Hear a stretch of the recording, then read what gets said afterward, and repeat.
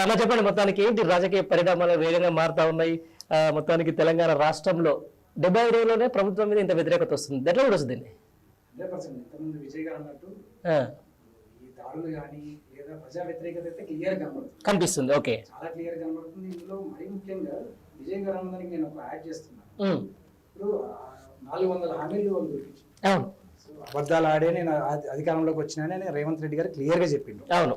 So అబద్ధాలు ఆడి అధికారంలోకి వచ్చి సరే వాళ్ళు ఎన్ని ఆశ చూపెట్టిల్లా ఎన్ని హామీలు ఎదురగొట్టిలో పక్కన పెడదాం, ఓకే. అధికారంలోకి వచ్చేసిండ్రు. ఉమ్, వచ్చిన తర్వాత 2 గ్యారంటీలు 3 గ్యారంటీలు మీరు ఇవ్వకముందే ఇన్ని తేడాలు జరిగితే రేపు 400 హామీలు మీరు అమలు చేయడానికి ఇంకెంతమంది గొంతుకలు నొక్కుతారు? ఓ ఇక్కడ ఏమైందంటే అవును 2-3 గ్యారంటీలు కూడా వీళ్ళకు నశాలానికి ఎక్కింది. ఎక్కిందా? ఏదో ప్రతిపక్షంలో ఉన్నప్పుడు మాట్లాడడం చాలా ఈజీ అండి. అవును. ప్రభుత్వ యంత్రాంగం ఎట్లా నడుస్తుంది, ఓకే. ప్రభుత్వ యంత్రాంగంలో ఇప్పుడు పెన్షన్ అంతెందుకంటే జనవరిలో పెన్షన్లు వేయలేదు వాళ్ళు.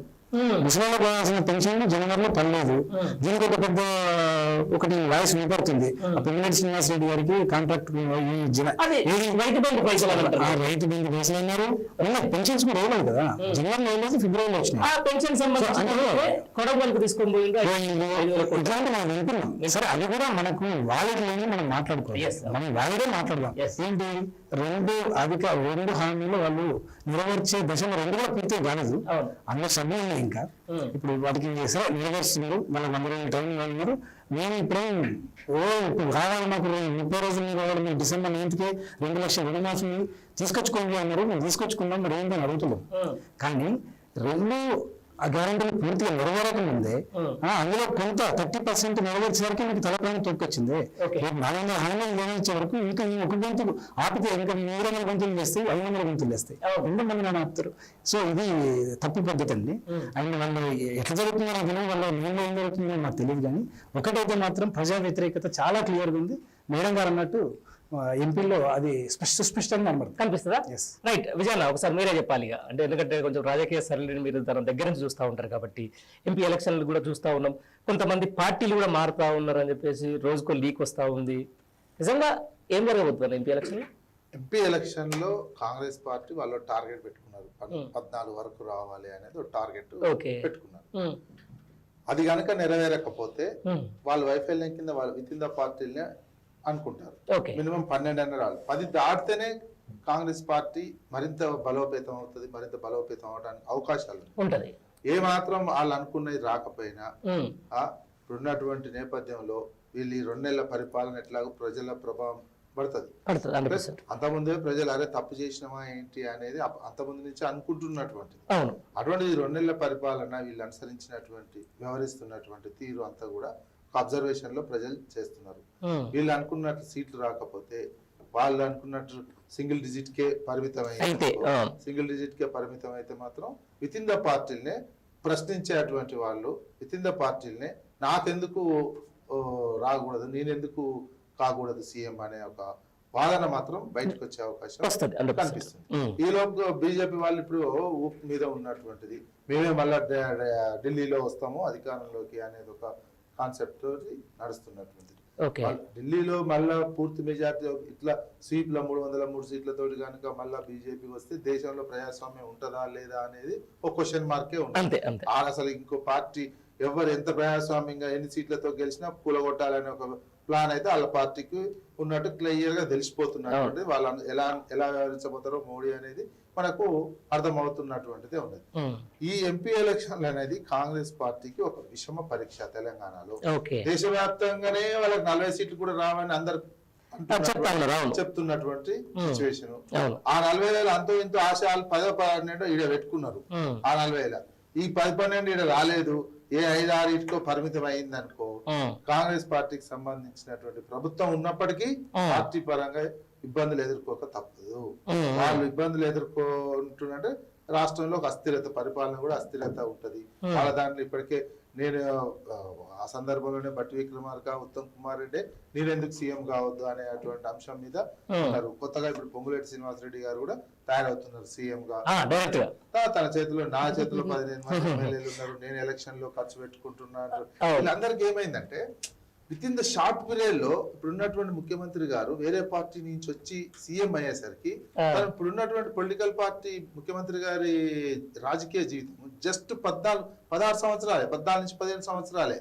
ఇట్లా టీడీపీలోకి వచ్చారు, జడ్పీటీసీ అయిండు, తర్వాత టీడీపీలోకి వచ్చిండు, టీడీపీ నుంచి ఇటు వచ్చిన పిసిసి అధ్యక్షుడు, పిసిసి అధ్యక్షుడు, సీఎం. ఇవన్నీ అసలు కాంగ్రెస్ పార్టీలో మిగతా వాళ్ళకి ఆశ్చర్యం అవుతుంది కదా. బట్టి విక్రమార్కకు కానీ, ఉత్తమ్ కుమార్ రెడ్డి సీనియర్లకి, వీళ్ళందరికీ ఇంత షార్ట్ లో మేము జీవితాంతం కాంగ్రెస్ పార్టీలో ఉండి కష్టపడుకుంటూ వస్తుంది, ఇంత షార్ట్ లో ఈ రకంగా సీఎం అయితే ఇంత ఈజీనా సీఎం అంటే?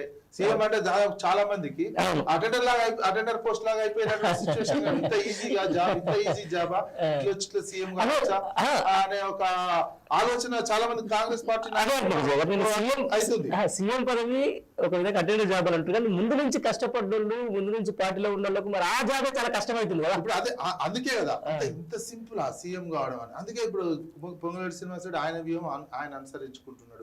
అదే ఇంతమంది ఈ తెలంగాణలో ఈ మాత్రం నేను కొంత 20 మందిని మేనేజ్ చేసుకుంటే నాకు అవకాశం ఉంటది అనే ఒక ఇవన్నీ ఏంది. రేపు పార్లమెంట్ ఎలక్షన్ లో మొత్తం పార్లమెంట్ ఎలక్షన్ అంతా ముఖ్యమంత్రి నేతృత్వంలోనే నడుస్తుంది కాంగ్రెస్ పార్టీలో. దాదాపు ఏఐసిసి నుంచి ప్రకటించాల్సినటువంటి అభ్యర్థిని కూడా మహబూబ్ నగర్ లో కొడంగల్ సభలో ముఖ్యమంత్రి గారే ప్రకటించేసారు, అభ్యర్థి వంశీ చంద్రారెడ్డి ఎంపీగా ఉంటారు అనేది. అంటే ఏంది ఆ సంకేతం? ఏంది?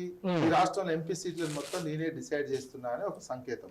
అంటే ఎంపీ సీట్లు మొత్తం పూర్తిగా తనే వేసుకొని ఖర్చు కూడా తనే పెట్టుకునే విధంగా ఒక వ్యూహం అనుసరించుకుంటూ పోతుంది. ఆ నేపథ్యంలో అనుకున్న సీట్లు రాకపోతే ఇప్పుడు ఎట్లా 14 రావాలని ఒక టార్గెట్ పెట్టుకుంటున్నటువంటి నేపథ్యంలో అది తగ్గినట్లయితే విత్ ఇన్ ద పార్టీలో వచ్చేస్తుంది. నేనెందుకు కాకూడదు సీఎం అనేది రావటం జరుగుతుంది.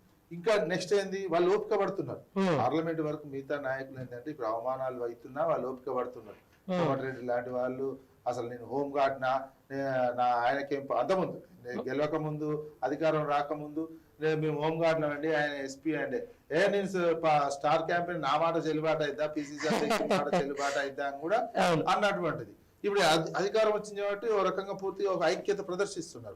ఆ ఐక్యత పార్లమెంట్ ఎలక్షన్ల వరకు ఉంటుంది. పార్లమెంట్ ఎలక్షన్ లో కూడా వాళ్ళు అనుకున్న స్థానాలు వస్తేనేమో ఒక రకంగా ఉంటుంది రాజకీయం.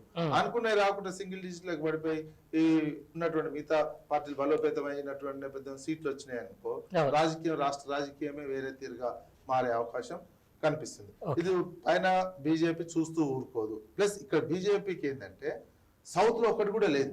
ప్లస్ దేశానికి డబ్బులు దేశానికి డబ్బులు ఇస్తున్న రాష్ట్రాలు తెలంగాణ, కర్ణాటక ఉన్నాయి. మిగతా నార్త్ ఇండియా అంతా డబ్బులు లేవు. మొత్తం డబ్బులు అంతా సౌత్ ఇండియా నుంచే దేశానికి అందుతున్నటువంటి. సౌత్ ఇండియాలో అధికారంలో ఎవరు లేరు. బెంగళూరు ఇన్నే ఉండే, హైదరాబాద్ ఇన్నే ఉండే, చెన్నై ఇన్నే ఉండే. ఈ మేజర్ సిటీస్ ఉన్నటువంటి దేశానికి మంచి ఆదాయ వనరుగా ఉన్నటువంటిది. ఆదాయ వనరుగా ఉన్నటువంటి దాంట్లో బీజేపీ పాత్ర లేదా, అధికారం లేదు. అందుకే వాళ్ళు కంపల్సరిగా వాళ్ళ ముందే వ్యాపారస్తుల పార్టీ. ఈ రకంగా ఆదాయం వచ్చేటువంటి రాష్ట్రాలను, డబ్బున్నటువంటి రాష్ట్రాలను అధికారం వాళ్ళు పూర్తి స్థాయిలో మెజారిటీ వస్తే వాళ్ళు వదులుకోరు. ఇక్కడ రాజకీయంగా మా ఆధిపత్యం ఉండాలనే ఒక వ్యూహం మాత్రం బీజేపీ అనుసరిస్తుంది. వారికి అనుకూలంగా ఇక్కడ వీళ్ళు ఎంపీలు కనుక తగ్గిపోయినట్లయితే రకరకాల రాజకీయ పరిణామాలు జరగబోతాయి తెలంగాణలో. ఈ మే తర్వాత ఎట్లాంటి రాజకీయ పరిస్థితులు రిజల్ట్స్ బట్టి